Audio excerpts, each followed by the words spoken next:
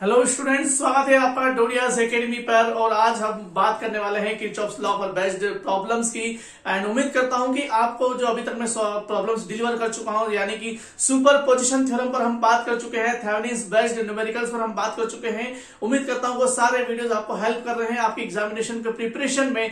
अब आगे हम पढ़ते हैं, यहाँ पर हम नोडल एनालिसिस और मैथ्स एनालिसिस पर बेस्ड प्रॉब्लम की बात करने वाले हैं। आज की क्लास में मेरे पास एक क्वेश्चन है जिसमें हम लूप एनालिसिस या फिर कह सकते हैं मेश एनालिसिस का इस्तेमाल करने वाले हैं। क्वेश्चन में दिया गया है आपको एक सर्किट, और जहां पर आपको एक पर्टिकुलर ब्रांच में एक पर्टिकुलर रेजिस्टेंस पे करंट की वैल्यू पता करना है with the help of loop analysis. बहुत मजेदार तरीके से और स्टेप बाय स्टेप आसानी से प्रॉपर स्ट्रेटेजी के साथ हम ये सॉल्यूशन देखेंगे और आराम से चीजों को समझिएगा। केसीएल और केवीएल पर बेस्ड में थ्योरेटिकल एक्सप्लेनेशन के वीडियो ऑलरेडी मेरे चैनल पर अपलोड कर चुका हूं। यदि आपने वो वीडियोस नहीं देखे तो टेंशन की कोई बात नहीं है, ये न्यूमेरिकल ये प्रॉब्लम पूरा देख लो, इसको समझ लो किस तरह से सॉल्व किया जा सकता है। और इसके बाद जो वीडियोस के लिंक में आपको केसीएल और केवीएल के जो थ्योरेटिकल एक्सप्लेनेशन है उन वीडियोस के लिंक में भी आपको इसी वीडियो के डिस्क्रिप्शन बॉक्स में प्रोवाइड कर दूंगा, तो बाद में जाके आप चेकआउट कर सकते हैं। हाल फिलहाल अभी इस प्रॉब्लम की बात करते हैं और इसमें हम देखते हैं कि किस तरह से लूप एनालिसिस पर बेस्ड न्यूमेरिकल को सॉल्व किया जाता है। तो सबसे पहले हमको यहाँ पर जो क्वेश्चन दे रखा है इसमें पता करना है करंट की value in the particular 5 ohm resistance, 5 ओम का एक रेजिस्टेंस है। यहाँ पर हमें करंट की वैल्यू पता करना है। देखिएगा, जब भी हम केसीएल और केवीएल पर बेस्ड न्यूमेरिकल को सॉल्व करते हैं तो यह टेक्निक ऐसी है जो पर्टिकुलर सर्किट में जितनी भी ब्रांचेस है, जितने भी रेजिस्टेंस है, जितने भी नोड है, वहां पर हम वोल्टेज की वैल्यू या फिर वहां पर पर्टिकुलर लूप में करंट की वैल्यू हम पता कर सकते हैं। खैर कोई बात नहीं, जब हम सॉल्व करेंगे सारे करंट की वैल्यू भी हम इजीली पता कर सकते हैं, लेकिन हमारा कंसर्न क्या रहेगा, हमारा कंसर्न इस 5 ओम रेजिस्टेंस के लिए रहेगा। सो सबसे पहले हम क्या करते हैं, सबसे पहले हमें लूप आइडेंटिफाई करना है। इस पर्टिकुलर सर्किट में लूप कौन कौन से हैं। लूप क्या होता है, लूप हमें क्लोज पाथ यहां पर आइडेंटिफाई करना पड़ेगा कि जब हम अलग अलग नोड को जब हम ट्रेस करते हैं तो जो एक क्लोज लूप बनता है, जिस पॉइंट से हम स्टार्ट कर रहे हैं उसी पॉइंट पर जाकर हम अपना टर्मिनेशन करेंगे ट्रेसिंग को, तो वो एक क्लोज लूप दिखाई देगा। से सपोज ये टर्मिनल है आपका ए, इसको मैं नाम देता हूं A, this is B, this is C, this is D, E, F, G, H, ये जितने भी पॉइंट है, जितने भी पॉइंट मैंने आइडेंटिफाई करे इनको मैंने नाम दे दिया है। और अगर आप ट्रेस करें ए से बी, बी से जी और जी से एच और एच से अगेन ए, तो ये आपका एक क्लोज लूप हो जाएगा। इस तरह से आप देख सकते हैं यहाँ पर कई सारे लूप हैं, लेकिन हमें इस तरह से आइडेंटिफाई करना है, ज्यादा से ज्यादा लूप की ओर ना जाकर हमें कम से कम लूप कंसिडर करना है। और इस तरह से कंसिडर करना है कि सारी ब्रांचेस, सारे नोड उसमें सर्किट के कवर हो जाए। तो हम देखेंगे कि एक लूप यहाँ पर आपको दिखाई दे रहा होगा, ये वाला, दूसरा लूप ये मिडिल वाला दिखाई दे रहा है, तीसरा ये दिखाई दे रहा है, चौथा एक बड़ा बन सकता है, फिर ये इन चीजों का लूप बन सकता है और ये लूप बन सकता है। यानी कि कुल मिला के इस सर्किट में 5 लूप आपको देखने को मिल रहे होंगे, 3, 4, 5, इवन 6 लूप आपको देखने को मिल रहे होंगे। तो हमें मैक्सिमम लूप पर नहीं जाना है, हमें minimum to minimum loop consider करना है जिसमें सारी चीजें कवर हो जाए। अगर मैं 1, 2, 3 ये तीनों लूप कंसिडर कर लू, ए, बी, जी, एच पहला loop, B, C, F, G दूसरा loop and C, D, E, F तीसरा लूप में कंसिडर कर लो, तो इन तीनों लूप की मदद से इस सर्किट की सारी ब्रांचेस कवर हो रही है। तो हमें थोड़ा सा ये यहाँ पर ध्यान रखना होगा कि जब हम लूप कंसिडर कर रहे हैं तो हमें जो हमारा जो कंसर्न है, जहां पर हमें करंट पता करना है, वो उसके particular variables, particular branches, particular node वहां पर कवर हो जाए। तो हम क्या कहने जा रहे हैं, हम ये कह रहे हैं कि हम इसको मान लेते हैं लूप 1, इसको मान लेते हैं लूप 2 और इसको मान लेते हैं लूप 3। ठीक है, तो 3 लूप यहां पर आपको देखने को मिल रहे होंगे, 3 से ज्यादा भी है, लेकिन अभी हमारा वो कंसर्न नहीं है। ठीक है, 3 लूप की हम यहाँ पे बात करेंगे। अब इन 3 लूप में, अब पहली स्टेप हो गई, हमने लूप मान लिया। दूसरी स्टेप में क्या करेंगे, इन तीनों लूप में हम करंट एज्यूम करेंगे कि क्या वैल्यू का करंट इन तीनों लूप में फ्लो हो रहा है। हमने माना, हम एज्यूम कर रहे हैं कि यहाँ पर I1 करंट फ्लो हो रहा है इस लूप में I2 एंड इस लूप में I3 करंट फ्लो हो रहा है। ठीक है, तो पहले स्टेप में हमने माना कि लूप कौन कौन से हमको कंसीडर करना है। दूसरी स्टेप में हमने माना कि करंट कौन कौन सा फ्लो हो रहा है। तीसरी स्टेप में हमें एक और चीज एज्यूम करना होगी, the direction of current, current की डायरेक्शन क्या है। ठीक है, अगर हमें यहाँ पर कुछ भी बेसिक यहाँ पर हिंट के तौर पर या फिर वैसे कोई यहाँ पे चीजें नहीं दे रखी हो, तो हम अपने मन से डायरेक्शन एज्यूम कर सकते हैं, या तो डायरेक्शन सही होगी या फिर गलत होगी। चिंता की कोई बात नहीं, अगर डायरेक्शन गलत भी हुई तो आपके जो आंसर्स आएंगे वो माइनस साइन के साथ में आएंगे। और आप आखिरी में जब आपका प्रॉब्लम सोल्व हो जाए और सपोज आपका करंट माइनस में आ रहा था, आप वहां पर एक लाइन यह लिखकर आप आइडेंटिफाई कर सकते हैं कि minus sign indicates the direction we have consider earlier is just opposite to the actual direction. तो वहां पर अपनी बात खत्म हो जाएगी। तो इसमें बिल्कुल भी परेशान नहीं होना है कि डायरेक्शन जो हम कंसीडर कर रहे हैं वो सही है या गलत है, लेकिन जो डायरेक्शन एक बार आपने कंसिडर कर ली है, जो डायरेक्शन आपने एक बार एज्यूम कर ली है, वो पूरे क्वेश्चन में सेम रहेगी, उसको हमें चेंज नहीं करना है। तो हाल फिलहाल में इन तीनों लूप में डायरेक्शन जो है क्लॉकवाइज मान के चल रहा हूं कि तीनों लूप जो मैंने कंसिडर किए हैं, इन तीनों लूप में क्लॉकवाइज डायरेक्शन हमने मान ली है। चाहे तो हम एंटी क्लॉकवाइज भी मान सकते हैं, चाहे तो हम बेसिक जो प्रिंसिपल्स हैं, हम जानते हैं कि वोल्टेज सोर्स में करंट हमेशा माइनस से प्लस की ओर फ्लो होता है, तो इसके बेसिस पे तो ये सही है, लेकिन ये गलत हो रही है तो भी कोई चिंता की बात नहीं है। वो हम इसको एंटी क्लॉकवाइज भी लेंगे तो भी कोई दिक्कत नहीं है, या फिर क्लॉकवाइज। सिंपल सा अगर हम चीजों को आसान बनाने की कोशिश करें तो आपको एक बॉटम लाइन लेके चलना है कि आप क्लॉकवाइज डायरेक्शन कंसीडर कर लेंगे, ठीक है। अगर गलत होगा तो माइनस साइन के साथ आपका आंसर आ जाएगा। अब तीनों चीजें हमने कर ली। नंबर 1 हमने लूप आइडेंटिफाई कर लिए, नंबर 2 हमने करंट की वैल्यू एज्यूम कर ली, एंड नंबर 3 हमने डायरेक्शन भी एज्यूम कर ली। अब 1 बाय 1 हमको लूप कंसीडर करके उन लूप्स में किरचॉफ्स वोल्टेज लॉ को अप्लाई करना है। याद रखिएगा यहाँ पर क्वेश्चन क्या रखा है, यूजिंग द लूप एनालिसिस हमको आगे बढ़ना है। एंड लूप एनालिसिस कहें या फिर मेश एनालिसिस कहें या फिर किरचॉफ्स वोल्टेज लॉ कहें, ये तीनों ही एक ही टेक्निक, एक ही मेथड, एक ही टूल के नाम है। तो हमें क्या करना है, हमें बेसिकली केवीएल अप्लाई करना है। We just need to apply KVL, Kirchhoff's voltage law, in loop 1। आप चाहे तो इसे लूप 1 भी लिख सकते हैं, आप चाहे तो इनको इस तरह से भी लिख सकते हैं, ABGH। ओके, तो इस लूप में हमको केवीएल अप्लाई करना है। केवीएल क्या कहता है, किरचॉफ्स वोल्टेज क्या कहता है, किरचॉफ्स वोल्टेज ये कहता है कि किसी भी इलेक्ट्रिकल सर्किट के किसी भी लूप में total voltage rise, total rise in voltage is always equal to the total drop in voltage। KVL क्या कहता है, किसी भी इलेक्ट्रिकल सर्किट के किसी भी लूप में, किसी भी इलेक्ट्रिकल सर्किट के किसी भी लूप में total rise in voltage always equal to the total drop in voltage, total voltage rise equal to the total voltage drop. ठीक है, यानी कि मान लो इस लूप की अगर बात करते हैं, इस लूप के अंदर total voltage rise will be always equal to the total voltage drop. अब दूसरी चीज ये आ जाती है कि हमें कैसे पता चलेगा कि कहां पर वोल्टेज राइज हो रहा है, कहां पर ड्रॉप हो रहा है। तो इसके लिए भी हमको बेसिक कन्वेंशन का इस्तेमाल करना है। जब भी हम लूप में ट्रेस करेंगे और हम माइनस से प्लस की ओर जा रहे हैं, यानी कि वोल्टेज में राइज हो रहा है, और जब प्लस से माइनस की ओर जा रहे हैं तो वोल्टेज में ड्रॉप हो रहा है। याद रखिएगा, ठीक है। जब आप ट्रेसेस करेंगे और प्लस साइन पहले आ रहा है, माइनस साइन बाद में आ रहा है, तो इस तरह से आप जा रहे हैं, प्लस पहले आ रहा है, माइनस पहले आ रहा है, तो आप क्या कहेंगे, ड्रॉप इन वोल्टेज हो रहा है। एक चीज याद रखिएगा, ड्रॉप इन वोल्टेज हो रहा है। लेकिन यदि आप माइनस साइन को पहले विजिट कर रहे हो, प्लस साइन बाद में आ रहा है, इस तरह से माइनस से प्लस आपको देखने को मिल रहा है, तो ये क्या कहलाएगा, ये राइज इन वोल्टेज कहलाएगा। ठीक है, राइज इन वोल्टेज आप कह सकते हैं।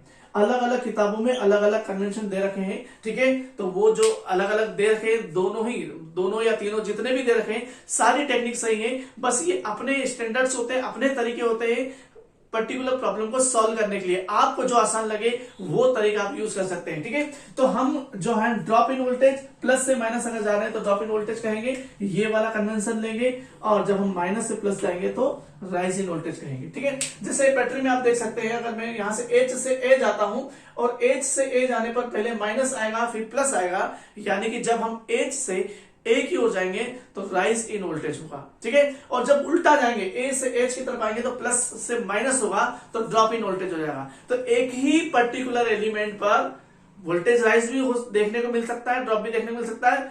तरीका ये बशर्ते ये है कि आप किस एंगल से देख रहे हैं, ठीक है। तो हमें हमारा जो पॉइंट ऑफ व्यू है वो डिपेंड करता है, उसी के आधार पर तय होगा कि वोल्टेज राइज है वोल्टेज ड्रॉप है। तो जब हम ट्रेस करेंगे माइनस से प्लस जाएंगे तो वोल्टेज राइज कहेंगे, प्लस से माइनस जाएंगे तो वोल्टेज ड्रॉप कहेंगे। ये चीज क्लियर हो गई। दूसरी चीज हमें यहाँ पे ध्यान रखना है, दूसरी चीज हमें जो अभी यहाँ पर अरेंज करना है, एक चीज तो ये तय होगी कि हमें प्लस से माइनस, माइनस से प्लस देखना है। अब जब हम यहाँ पर ट्रेस करने के लिए आते हैं इस लूप में, तो हमें केवल बैटरी पर पोलरिटी दे रखी है, बाकी रेजिस्टेंस पे कोई पोलरिटी आपको नहीं दे रखी है।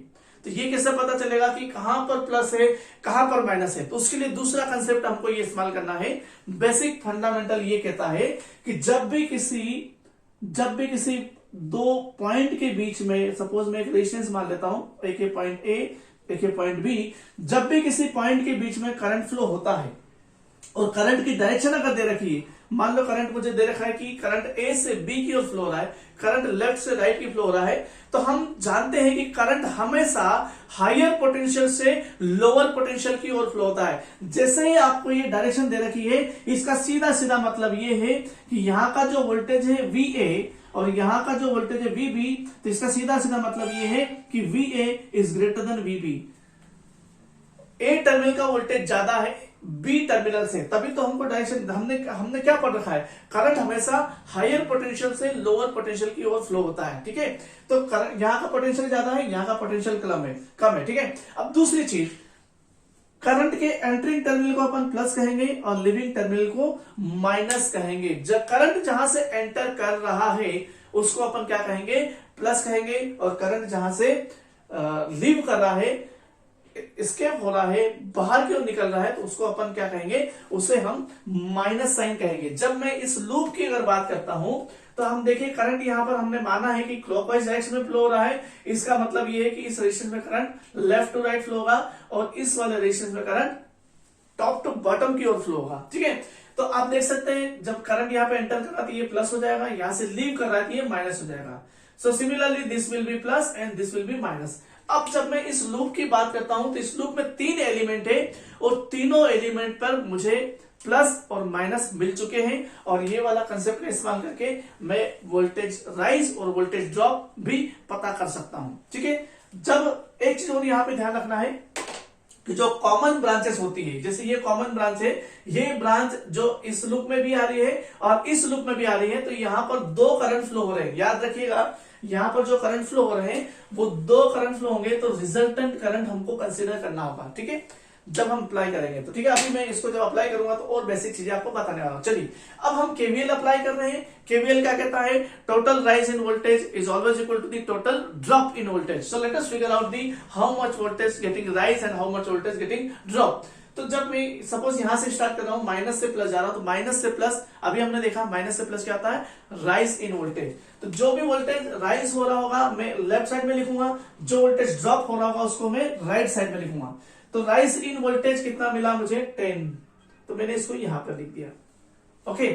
चलिए आगे बढ़ते हैं, यहां से हम यहां तक आए, ये 10 वोल्ट हमने लिख दिया। ए से जब मैं बी जा रहा हूं तो ए से बी जाने पर मुझे मिल रहा है प्लस, उसके बाद माइनस, प्लस से माइनस यानी कि ड्रॉप इन वोल्टेज, प्लस से माइनस ड्रॉप इन वोल्टेज, कितना वोल्टेज ड्रॉप हो रहा है, ड्रॉप इन वोल्टेज मतलब मैं राइट साइड में लिखूंगा इसको, कितना वोल्टेज ड्रॉप हो रहा है, वोल्टेज का फार्मूला क्या होता है, V is equal to the I into R, voltage is equal to the current into resistance. So how much current, current is I1, हमने शुरुआत में माना था इस लूप में I1 करंट फ्लो हो रहा है एंड रेजिस्टेंस इज 1 ओम, तो ये करंट क्या हो जाएगा, I1 into 1, that is the I1, ठीक है। आगे बढ़ते हैं, दूसरा जब हम B से G की ओर जाएंगे, अगेन प्लस से माइनस, जब प्लस से माइनस जा रहे हैं तो ड्रॉप इन वोल्टेज, प्लस से माइनस ड्रॉप इन वोल्टेज, कितना voltage, V equal to the IR।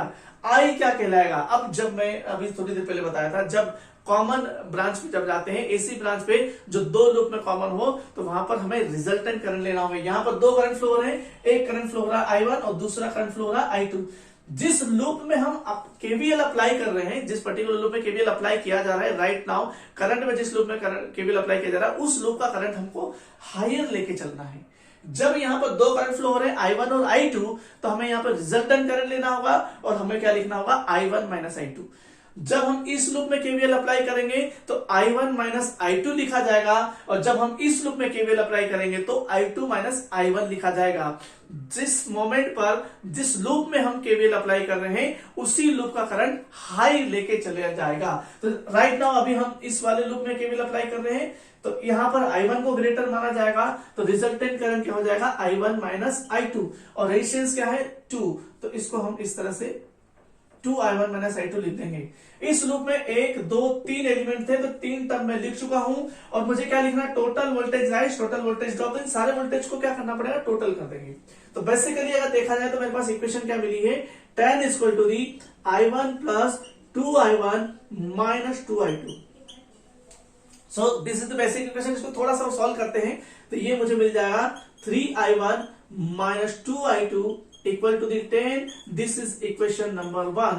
सो जब हमने लूप 1 में केवीएल अप्लाई करा तो मेरे पास एक इक्वेशन आ गई है 3I1 minus 2I2 is equal to the 10। इसको अभी यहीं पर रोक देंगे और हम आगे बढ़ जाएंगे अगले लूप में।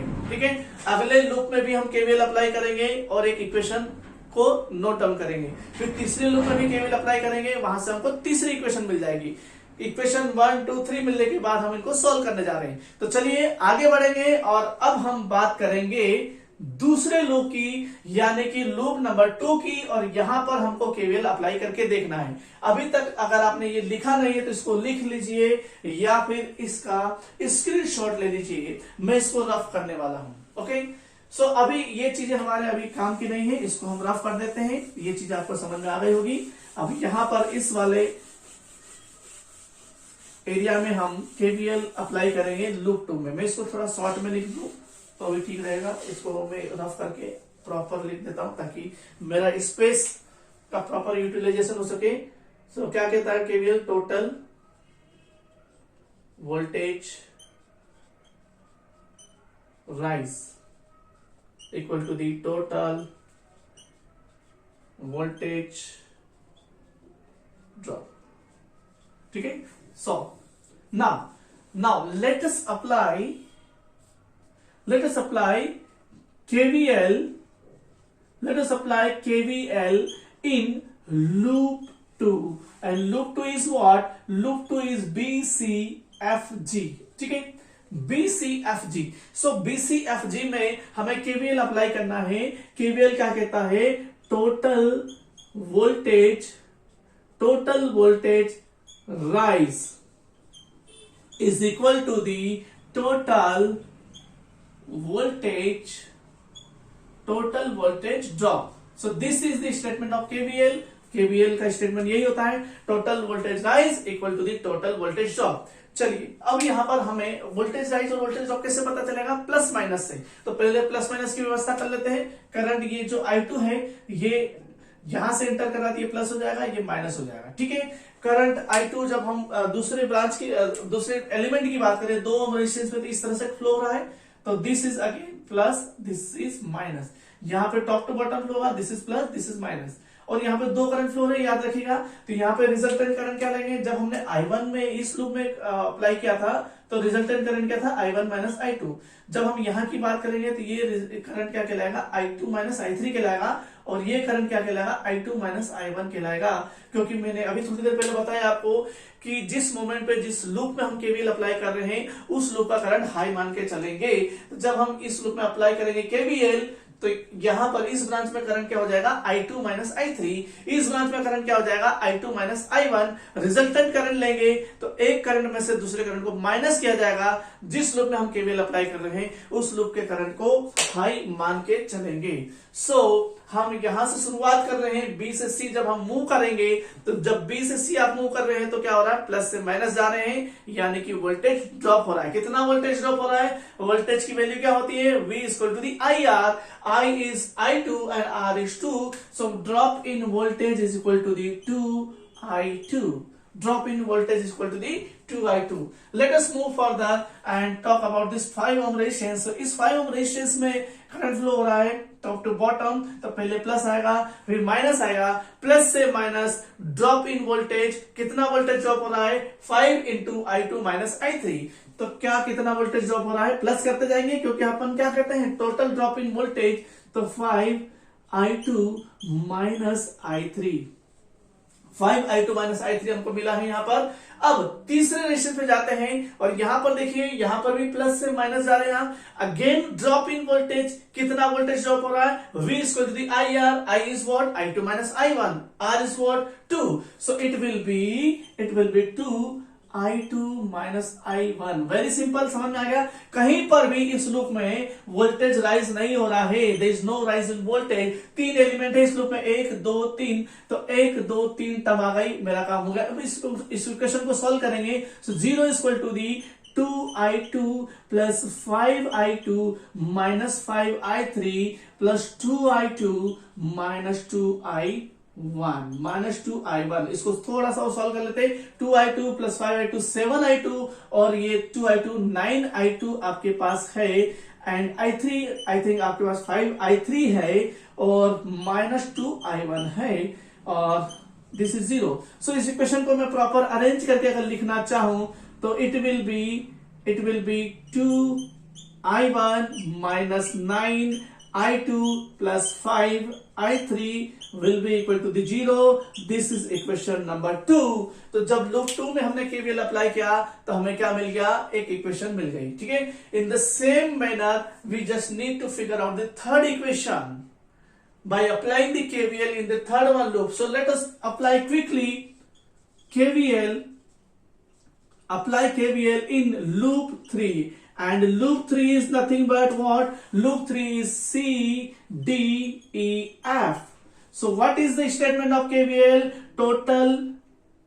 Total voltage rise equal to the total voltage drop. So this is the statement, and let us figure out the plus minus polarity in loop 3 as well. So loop 3 में ये 2 ratios में current flowing is left to right. So this is plus, this will be minus. Battery दे रखी है, battery में already हमको plus minus दे रखा है, तो हमें कुछ भी उसको छेड़खानी नहीं करना है। एक बॉटम लाइन याद रखिएगा, जो भी चीजें क्वेश्चन में दे रखी है उसको कभी भी चेंज नहीं करना है, नंबर 1। दूसरी चीज, अगर एक बार आपने चीज मान ली है तो उसको चेंज नहीं करना है, ठीक है। तो यहाँ पर प्लस माइनस ऑलरेडी गिवन है तो उसको छेड़खानी नहीं करना है। एंड इसकी बात करेंगे तो ये प्लस हो जाएगा, ये माइनस हो जाएगा। करंट कितना है यहाँ पर देखिएगा, अगेन ये कॉमन ब्रांच है, तो जब हम इस लूप में केवीएल अप्लाई करेंगे तो यहाँ का current, resultant current will be I3 minus I2, and this is nothing but I3. Okay, so let us apply KVL in this third loop. And what is the KVL? Total voltage rise equal to the total voltage drop. Start from the right here from the point C. So plus से minus drop in voltage. Drop in voltage, कितना voltage drop हो रहा है? V is equal to the IR. I is what? I3. R is what? 2. So it will be 2I3. 2I3 is the value of voltage which is getting drop in this particular point. Plus minus is again voltage drop. ध्यान रखिएगा, यहां से एक चीज clear हो रही है, जरूरी नहीं कि बैटरी दे रखी हो तो हमेशा वोल्टेज राइज हो, ठीक है। बैटरी दे रखी है, प्लस से माइनस जा रहा है, वोल्टेज ड्रॉप भी हो सकता है। सो दिस इज प्लस 20। अगेन हम इस पॉइंट पे आते हैं, again voltage drop. What is the value of voltage? That is 5i3 minus I2 is the value of voltage drop from this resistance, and there is no rise in voltage in this particular loop. Okay, so 0 is equal to the 2i3 plus 20 plus 5i3 minus 5i2, and इसको simplify करते हैं तो i1 यहाँ पे कुछ भी नहीं है, तो मैं क्या लिखूंगा? 0i1। i2 कितना है मेरे पास? i2 है minus 5i2, so ये minus 5i2, and i3 कितना है? 5i3 plus 2i3 plus 7i3 and equal to the, this is equal to the minus 20। इसको मैं प्रॉपर लिखना चाहूं तो 0i1 plus 5i2 minus 7i3 equal to the 20। This is equation number 3। अब आपके पास 3 equation आ गई है। मैथमेटिक्स का बहुत ही सिंपल सा रूल है, 3 इक्वेशन 3 वेरिएबल, 3 इक्वेशन 3 वेरिएबल की मदद से आप सॉल्व कर सकते हो, और कैलकुलेटर की मदद से सॉल्व करना है। बच्चा ध्यान रखिएगा, जब आप इंजीनियरिंग का पेपर दे रहे हैं तो इंजीनियरिंग का पेपर इस तरह से डिजाइन किया जाता है कि जो पेपर सेट करने वाला वो जानता है कि आप जो इक्वेशन सॉल्व करेंगे वो कैलकुलेटर की मदद से करेंगे, तो बिल्कुल भी मैन्युअली सॉल्व करके टाइम वेस्ट मत करना, अदरवाइज आपका टाइम कम पड़ जाएगा। आपको कैलकुलेटर की मदद से I1, I2, I3 की वैल्यू निकालना है, कैलकुलेट करना है। जब आप I1, I2, I3 की वैल्यू निकाल लेंगे कैलकुलेटर से, कैलकुलेटर की मदद से जब I1, I2, I3 की वैल्यू निकालेंगे तो ये आपके पास आ जाएगा। मेरे पास वैल्यू ऑलरेडी कैलकुलेट की हुई है, मैं जस्ट यहाँ पर नोट डाउन कर देता हूं ताकि आपको और सिंप्लीफाई करने में चीजें आसान हो जाए। सो I1 मुझे मिला है, मैं यहाँ पर I1, I2 एंड I3 तीनों की वैल्यू कैलकुलेटर से सॉल्व करके लिखेंगे। मेरे पास ऑलरेडी सॉल्व किया हुआ है, मैं जस्ट यहाँ पे लिख देता हूं। I1 is 2.09 ampere, I1 is what? I1 is 2.09 ampere and I2 is minus 1.86 ampere.